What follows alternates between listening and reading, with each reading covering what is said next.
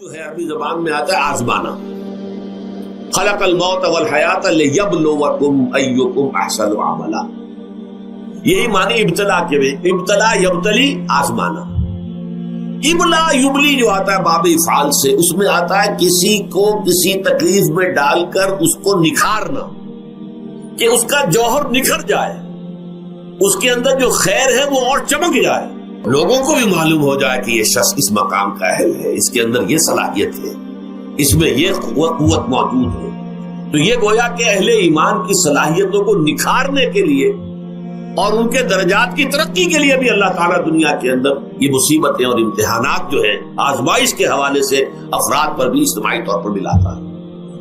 اور ایک اس کا اور بھی ہے, اہل ایمان پر اس طرح کے ابتلا و آزمائش کی ایک نوعیت اور بھی ہے, اور وہ یہ ہے کہ جو بھی آپ سے غیر ارادی طور پر, یا یہ کہ آپ نے کوئی گناہ ارادی طور پر بھی کر لیا, اللہ تعالیٰ اس کی سزا اسی دنیا میں دے کر آخرت کی سزا سے محفوظ کر دے. گویا کہ اس سے بڑا خیر کیا ہوگا.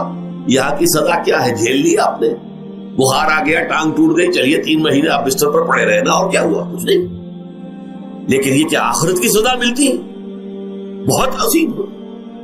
لہذا کفارہ بناتا ہے اللہ تعالیٰ گناہ, ان جو بھی گناہ ہو گئے ہیں, غلطیاں ہو گئی ہیں, ان کا کفارہ اللہ تعالیٰ بندہ مومن کے لیے. حضور کی ایک حدیث ہے, اس کا مطلب مجھے اس وقت یاد نہیں ہے, کہ مومن کا معاملہ عجیب ہے. اسے کوئی تکلیف پہنچتی ہے, صبر کرتا ہے, اس کے گناہوں کا کفارہ بن جاتا ہے, اور اگر کوئی خوبی ملتی ہے اس پر اللہ تعالیٰ کا شکر ادا کرتا ہے, اس کے درجات بلند ہو جاتے ہیں. تو یہ معاملہ جو ہے اللہ تعالیٰ کی طرف سے بندہ مومن کے حق میں خیر, کہ در حقیقت اس کے ان گناہوں کی پاداش کہ جو اس نے یہاں کر لیے ہیں, یہی دنیا میں دے کر دھو دیا جائے, پاک کر دیا جائے. جیسے آپ کو معلوم ہے دھوبی جو ہے کپڑے کو بھٹی میں چڑھاتا ہے, گرم پانی میں ڈالتا ہے, نہیں ڈالتا, تاکہ اس کا میل نکلے. اس کے آگے پٹکتا بھی ہے ذرا اس کو, تاکہ وہ میل اچھی طرح چھٹ جائے اس سے. اسی طرح اگر دنیا میں ہمارے میل چھٹ جائیں, دنیا میں اگر ہمارے گناہ دھل جائیں, تو یہ بڑے نفع کا سودا ہے, بڑے نفع کا سودا ہے, بڑے نفع کا سودا ہے. اس اعتبار سے آپ غور کیجئے کہ اگر یہ حقائق ہمارے سامنے رہے تو کیا کوئی تکلیف دنیا کی ہمیں بھاری محسوس ہو. ہمیں تو بتایا یہ گیا ہے کہ عسیٰ ان تکرہوا شیئا وہو خیر لکم وعسیٰ ان تحبوا شیئا وہو شر لکم واللہ یعلم وانتم لا تعلمون. ہو سکتا ہے کہ تم کسی چیز کو ناپسند کرو, ذرا آنے کہ اسی میں تمہارے لیے خیر ہے, تمہیں نہیں پتا. اور ہو سکتا ہے تم کسی چیز کو پسند کرو, ذرا آنے کہ اس میں تمہارا شر ہے, لیکن تمہیں نہیں معلوم. اللہ یعلم وانتم لا تعلمون, اللہ جانتا ہے تم نہیں جانتے. اس حوالے سے سبردم بتو مایا خیشرا خدانی حساب کم و بیشرا. اے اللہ, اس کو کہتے ہیں تفویض. یہ سورہ تغابن کے درس میں یہ تمام مضامین تفصیل سے آتے ہیں کہ ایمان کے جو باطنی ثمرات ہیں اس میں سب سے پہلے مقام رضا ہے, پھر تفویض, توکل ہے. آپ محنت کر رہے ہیں, محنت کر رہے ہیں, محنت کر رہے ہیں, نتیجہ نہیں نکلا. ایک نتیجہ یہ نکلے, ایک بچے نے بہت محنت کی, دن رات کام کیا, فیل ہو گیا امتحان. اب صدمے سے کمر ٹوٹ سکتی ہے اس کی, لیکن نہیں, ہو سکتا ہے کہ اللہ تعالیٰ نے اسی میں میرے لیے خیر رکھی, اس لیے کہ ہماری محنت سے کچھ نہیں ہوگا, ہمارے مادی وسائل سے کچھ نہیں ہوگا, ہوگا اللہ کے اذن سے, اللہ کی مرضی سے, اللہ کی مشیت سے. یہ ہمارے لیے خاص طور پر اس اعتبار سے بہت اہم نقطہ ہے. ہم سب راہ حق کے مسافر ہیں, اپنے اپنے بس پڑتے محنت کر رہے ہیں, وقت بھی صرف کر رہے ہیں, مال بھی صرف کر رہے ہیں, محنت کر رہے ہیں, مشقت کر رہے ہیں. لیکن فرض کیجئے جیسا کہ ہے, پھر واقع فرض کیا کیجئے, وہ تو واقع سامنے کی بات ہے, نتائج نکلتے نظر نہیں آ رہے, قدم نہیں بڑھ رہے, ہماری طرف لوگوں کا رجوع عام نہیں ہے. ٹھیک ہے, اس پر قطعاً بدل ہونے کی بات نہیں, یہ اللہ تعالیٰ کی مشیت میں ہوگا, جب وہ چاہے گا تب ہوگا. ہمارا کام یہ کہ اپنا فرض ادا کیے چلے گا بس, اور نتیجے سے بالکل ذہن کو اپنے منقطع کر لیں, ذہن کا کوئی تعلق آپ کے نتیجے کے ساتھ نہ رہے. یہ جب تک کیفیت ہماری نہیں ہوگی, ہم اس راہ پر استقامت اور مدام اس پر محنت اور جد و جہد کرنا جو ہے وہ ہمارے لیے ممکن نہیں رہے گا. اس کے لیے میں اگر آپ کے سامنے رکھوں معاملہ کہ حضور صلی اللہ علیہ وسلم کے جو پہلے 10 برس ہیں, جب سے آپ کو آغاز ہوا ہے وحی کا, اس کے بعد سے پہلے 10 برس دن رات کی محنت، شدید مشقت، یہاں تک کہ اللہ بھی روک رہا ہے نبی آپ اپنے آپ کو ہلاک کر لیں گے، لعلک باخع نفسک الا یکونوا مؤمنین، کیا آپ اپنے آپ کو اس صدمے میں ہلاک کر لیں گے؟ یہ مان نہیں لا رہے، اس قدر صدمہ۔ لیکن اس کے ساتھ یہ ہے، یہ نہیں ہے کہ نتیجہ نہیں نکل رہا تو کام چھوڑ کے بیٹھ جائے، نہیں، معاذ اللہ معاذ اللہ، نتیجہ نہ نکلے تو حضرت نوح علیہ السلام کی عمر بھی اگر حضور کی ہوتی 950 برس بھی حضور دعوت دیتے تھے، آپ کا کام تھا، آپ کا فرض تھا۔ حضرت نوح علیہ السلام بھی تو آخر اللہ کے ایک بندے تھے، اللہ کے رسول تھے، 950 برس تک دعوت دی۔ فلبث فیہم 1000 سنۃ الا 50 عاما، یہ تو ہم مانتے ہی نا، اگر قرآن کے اندر نص قطعی صریح الفاظ نہ ہوتے کہ 950 برس تک رہے، ورنہ یہ بات سمجھ سے باہر آتا ہے۔ عام طور پر معلوم ہوتا ہے کہ اس دور میں ابھی عمر زیادہ تھی لوگ۔ بہرحال جو میں نے عرض کیا تھا کہ دکھ جس سے انسان متاثر ہوتا ہے، اس کی ایک قسم وہ ہے کہ جو ہمارے ارادہ اور اختیار سے باہر، اللہ کی مشیت سے، اللہ کے اذن سے، اللہ کی مرضی سے آتا ہے، اس کے لیے ہمارا کام صرف برداشت ہے۔ جو شے بھی ہمیں برداشت کی صلاحیت عطا کر دے وہی اس کا علاج ہے۔ جیسے آپ کو معلوم ہے کہ بخار بہت تیز چڑھا ہوا ہے، اس کی دوا نہیں ہے اسپرین یا کوئی اور پیراسیٹامول، بخار کی شدت کو کم کر دے، وہ کوئی علاج نہیں ہے۔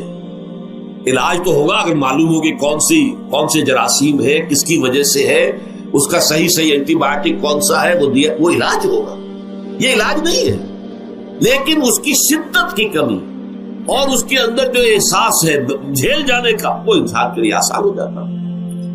یہی مضمون آیا ہے سورہ حدید میں بھی، ما اصاب من مصیبت فی الارض ولا فی انفسکم، یہاں کھول دیا اس مضمون کو۔ میں نے عرض کیا تھا نا کہ یہ آفت سماوی بڑے پیمانے پر بھی ہو سکتی ہے، زمین میں یعنی زلزلہ آ گیا، فلڈ آ گیا، طوفان آ گیا، ولا فی انفسکم، خاص تمہاری جان میں، تمہیں بخار ہو گیا، تمہیں ٹی بی لگ گئی، تمہیں کوئی اور بیماری آ گئی، تمہیں کینسر ہو گیا، معاذ اللہ ہوتا ہے، آخر ہوتا ہے، دنیا میں انسانی زندگی کے ساتھ یہ ساری چیزیں لگی ہوئی ہیں۔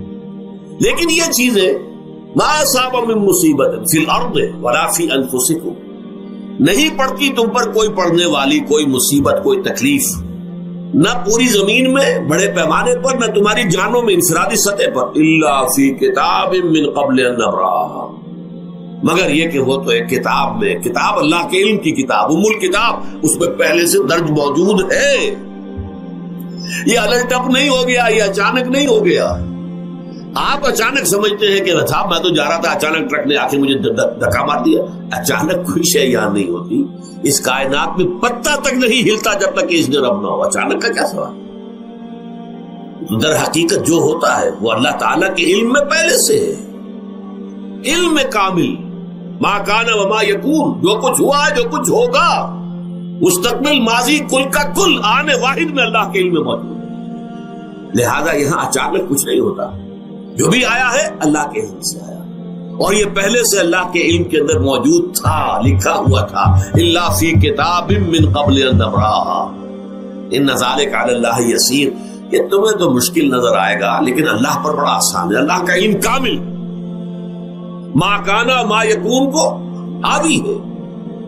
لیکن لا تاسوا علی ما فاتکم، تاکہ تم افسوس نہ کیا کرو ان چیزوں پر جو تم سے چھوٹ جائیں، جاتی رہے، چھن جائیں۔ کوئی موقع تھا ہاتھ سے نکل گیا، کوئی دولت تھی اس پر ڈاکہ پڑ گیا، کوئی اور مصیبت ہے وہ آ گئی، کوئی عزیز فوت ہو گیا، اکلوتا بیٹا تھا فوت ہو گیا، وغیرہ وغیرہ۔ ما فاتکم، فات سے ہی فوتیدگی ہے نا، جو شے بھی نکل جائے، چلی جائے، ہاتھ سے جاتی رہے، چاہے وہ کوئی آپ کا عزیز تھا جو فوت ہو گیا تو آپ کے ہاتھ سے نکل گیا، یا کوئی مال تھا جو آپ کے قبضے سے نکل گیا، ڈاکہ پڑ گیا، چوری ہو گئی، نقصان ہو گیا کاروبار میں بہت بڑا، اس پر افسوس نہ کیا کرو۔ اگر افسوس کرو گے تو اس کا مطلب کیا ہوگا کہ تمہیں اللہ پر اعتماد نہیں ہے، یا تم سمجھتے ہو کہ اللہ کے سوا بھی کوئی ہے جو یہ کام کر سکتا۔ کائنات میں تو ایک ہی کی مرضی چلتی ہے، وہ ہے اللہ۔ لہذا اگرچہ وہ کسی کے ذریعے سے تکلیف آپ کو پہنچی ہے، کسی نے آپ کو پتھر مارا ہے، وہ پتھر ہو سکتا ہے آپ کو نہ لگتا، لگ گیا ہے تو اللہ کے فیصلے سے لگا ہے، اس کا باپ بھی نہیں پتھر مار سکتا آپ کو اگر اللہ کا اذن نہ ہو. لہذا آپ پتھر مارنے والے کو بھی مجرم سمجھیے، ٹھیک ہے، اس سے بھی قصاص لینے کا آپ کو حق ہے، لیکن یہ جان لیجئے کہ جو آیا ہے پتھر وہ اذن رب سے آیا.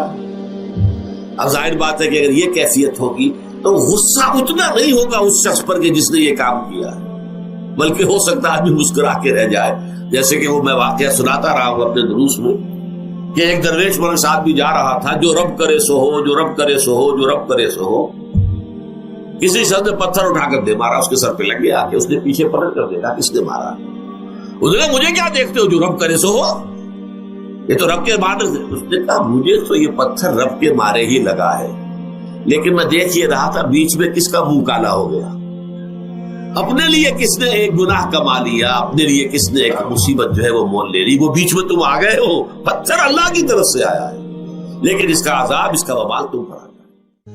بچھڑ گیا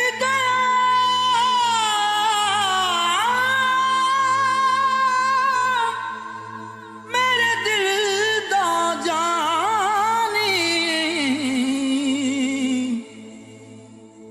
اے میں ککھوں وانگر رل گئی، پھلاں نال نازک جندڑی میری وچ کنڈیاں دے رل گئی. کم سجنا دے مار مکایا،